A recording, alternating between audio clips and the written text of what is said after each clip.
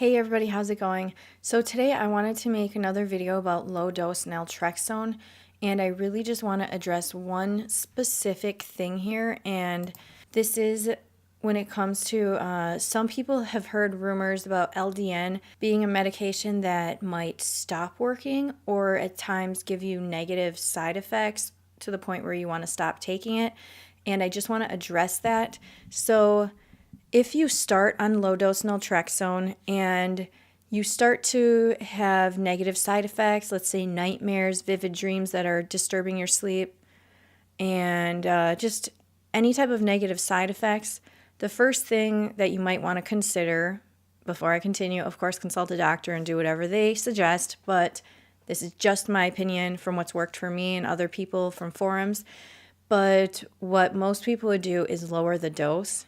And a lot of doctors have a set schedule, like, okay, start on 0.5, then 1.5 the week later, and then 3 the week after that, or 2 weeks after that. And for some people, that is too much, too fast, too soon. And LDN is an amazing, amazing medicine, but I really believe you have to become sort of like in tune with your body to an extent. And for me, I started out by taking about 0.33 or 0.25 milligrams, something very minuscule, less than the lowest starting dose, which would be 0.5. And I did have disturbed sleep for one single night, and that was it. And a few times later, when I would raise the dose, I had very vivid dreams about Gordon Ramsay. And that was entertaining, but a little bit messed with my sleep slightly, only usually a day at that time when I would raise it. And I want to share some other potential things that you might want to expect before starting it, or just to expect in general, is sometimes when people are taking it and they end up raising the dose, of course, over time you raise the dose, some people have become sick. Some people have felt body aches. I don't think this is extremely common, but I have heard of it happening, and it did happen to me a couple times, where this is how it was described to me as to what might be happening. I have heard that in the past, the person, like my immune system, was suppressing underlying infections. So my immune system was so crappy, basically, that if I had underlying infections of some kind, in order to preserve my health and maintain my health, these smaller illnesses were just suppressed, okay? So once you start taking the low-dose naltrexone at higher amounts, it is activating and engaging and modulating your immune system to the point where it's functioning really well, and these infections or these illnesses or whatever it is might come to the surface. And so that did happen to me, I would say 2 times, and one time I ended up getting a cold sore. I've heard this from numerous people because I don't usually get them. It's extremely, extremely rare. But I did. I ended up supplementing with a bunch of vitamins, staying on the LDN at the same dose, not raising it anymore, just staying on that for a while, probably a couple weeks. And then it would pass, and I felt fine. Taking turmeric when I felt, like the body aches and pains, that really, really helped a lot. And one thing I really want to share, that if you are taking LDN and you're finding that it's not helping, let's say, that it's not as effective as you would like it to be, or it seems like it's just not doing anything, so why are you on it? There's something you might want to consider, and if you're not willing to sacrifice for the sake, like if you're not desperate enough to fix your health, then it might not work, to be honest. I'm being really honest. To each their own, but my doctor, personally, he won't even prescribe LDN unless the person is 100% dedicated gluten-free. He didn't go into full details about it, but I believe it just isn't so effective when your body is having to battle with inflammation from gluten. And a lot of people who have thyroid problems really, really shouldn't be having any gluten at all. That's me for sure. I have severe problems if I have gluten, and I have Hashimoto's. So if I have gluten, I end up having a huge flare-up. And since being on LDN, I'll be honest, I've accidentally had trace amounts of gluten a couple of times, and I didn't have a problem, and I believe that is because of the LDN. So if you're wondering why it's not working for you, you might want to think about this. And my doctor told me that having gluten one single time will cause me lasting damage that would last about 6 months. And in addition to that, he also does not recommend having dairy. And for me personally, I can't have dairy.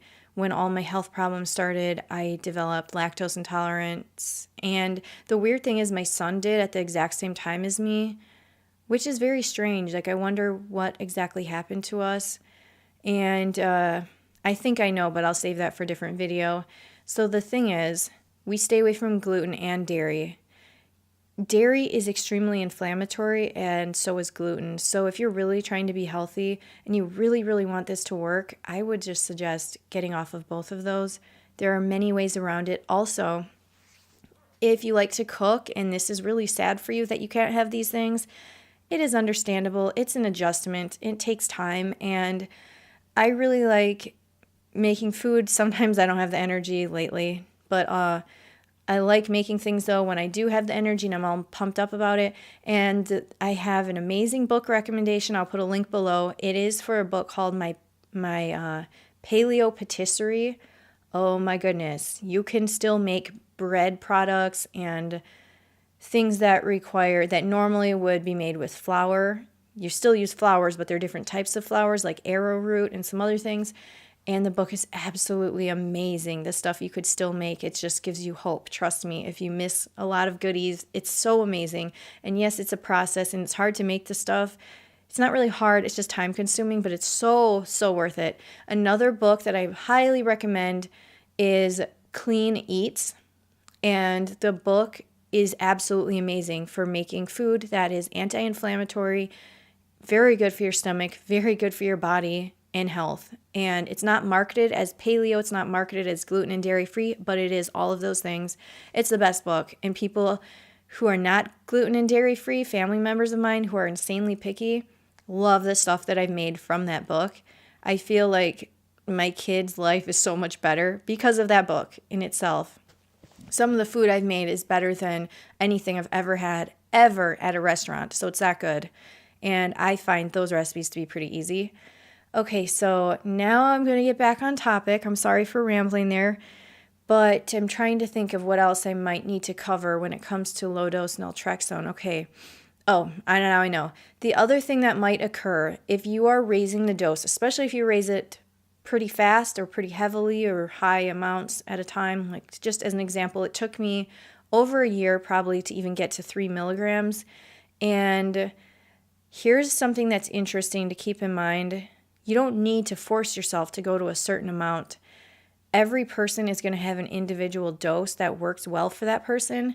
It might be at 3 milligrams.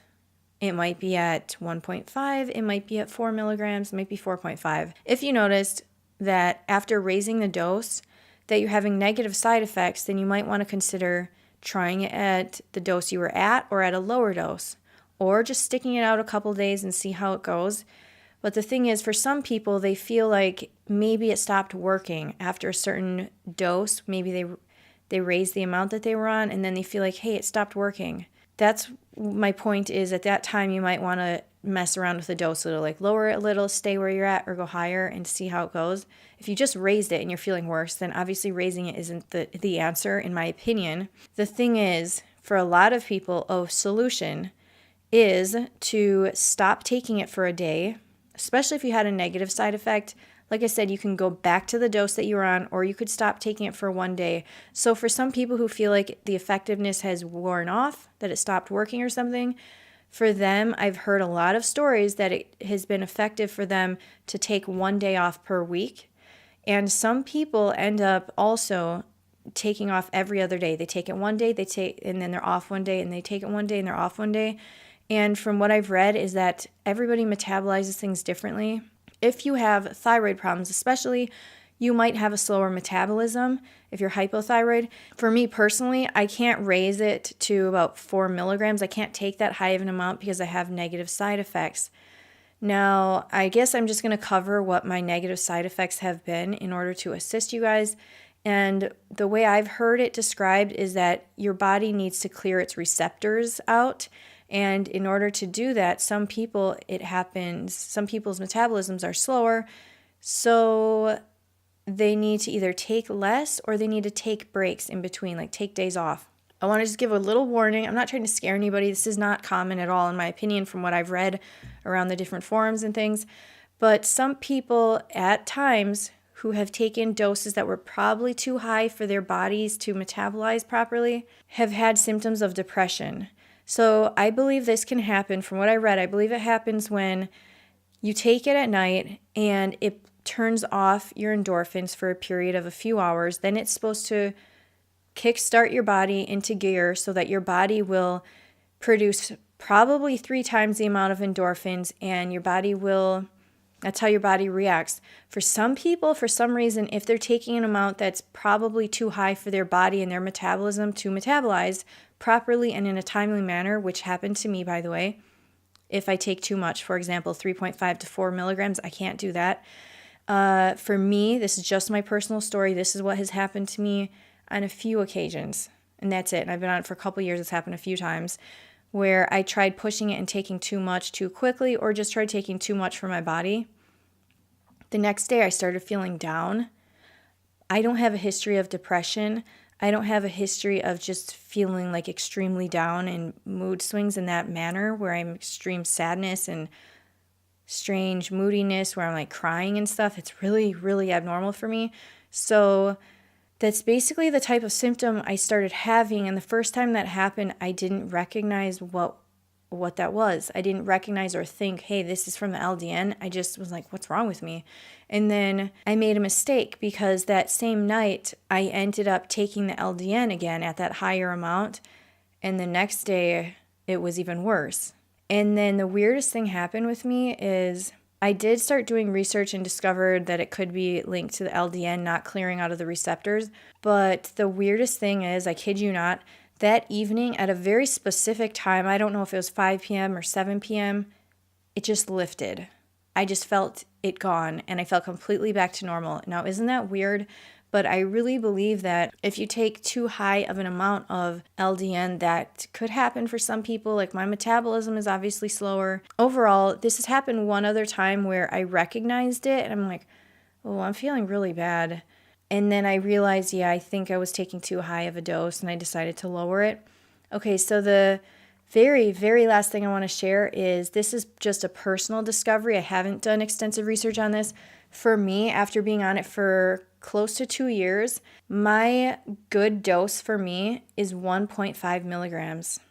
I think I would be fine taking 2, but it seems to have no stronger effect than the 1.5. So strangely, it seems that it builds up into your system to an extent where me taking 1.5 milligrams might be giving me the exact same, effectiveness and usefulness as it would for somebody else who's taking a higher amount. Or in the past, I used to take a higher amount of 3 milligrams, and that's what was really doing it and helping me. And now all I need is 1.5 to maintain what's working for me. And it's kind of hard to put it into words, but I think you guys understand what I'm saying. For me personally, I'm really in tune with how I feel and the amount I take. And for me, I dose it by either, I have a variety of different prescriptions. I don't know if that sounds wrong, but my doctors gave us a couple different prescriptions. One is 4.5 and one is 1.5. And for some of the medicine, I have a little amber dropper bottle, and I can put a link below to the ones that I bought from Amazon. They're really cheap and they're really great to use. And I will add the 4.5 milligram pill. I open it up and I pour it in there, and then I add 4.5 milliliters of water to that. So anytime I want to dose it however I want to, if I want to give my kid 3.25 milligrams, I will take that little syringe and pull up 3.25 milliliters, and that's equivalent to the milligrams. Hope that makes sense. If not, I will make a video on it. And I hope this helps. I know I'm very long-winded in this video, and it's probably really long, but I know this topic is really important. I don't care how many people see this video. If it helps anybody, I'm really grateful and happy that it could help. So if you have any questions, I'll make a video about anything related to it at all, if it will help you. So please feel free to ask. Thank you guys for watching, and take care.